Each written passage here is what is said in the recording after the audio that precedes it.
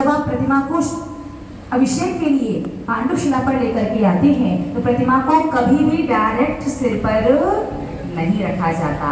ना तो बालों का स्पर्श होना चाहिए, ना अपने दुपट्टे का स्पर्श होना चाहिए। आप प्रतिमा को या तो हल्का सा ऊपर पकड़ करके लेकर के आए या फिर प्रतिमा के नीचे अपना हाथ लगा लें, उस प्रकार प्रतिमा को लेकर के आए।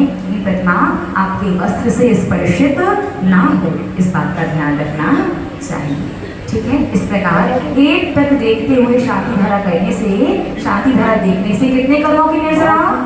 असंख्यात। तो कैसे देखना है? एक टक बिल्कुल फोकस के साथ, अपने आप पलक झपके अलग बात है, यहाँ वहाँ देखते हुए शांति धारा नहीं देखना चाहिए। ठीक है माता जी, मार्जिन जो पर ही अभिषेक, मस्तिष्क पर ही शांति धारा होना चाहिए। अभिषेक का नाम क्या है? मस्तिष्काभिषेक। लेकिन यदि शांति धारा कभी कभी बहुत लंबी हो जाती है, कभी कभी खड़े खड़े अचानक बैलेंस ना बने या आपके हाथ वगैरह दर्द करने लग जाएं, तो आप श्री जी के कंधे पर नहीं, लेकिन श्री जी की प्रतिमा के चरणों पर धारा कर सकते हैं। याद रखिएगा, अगर बैलेंस नहीं बन रहा है, हाथ दर्द कर रहा है, किसी प्रकार की तकलीफ होने लग जाए, तो वो धारा आप बिना तोड़े करते हुए सीधे चरणों पर ला करके भी कर सकते हो। वो धारा दोषपूर्ण नहीं कहलाएगी। लेकिन ध्यान रखना, शांति धारा श्री जी की प्रतिमा पर ही होती है, यंत्र जी पर नहीं होती है। ठीक है, इस बात का बस ध्यान रखना चाहिए। और विशेष यही है कि जब प्रतिमा का परिमार्जन होता है तो प्रत्येक प्रतिमा का परिमार्जित करने का वस्त्र अलग अलग ही होना चाहिए।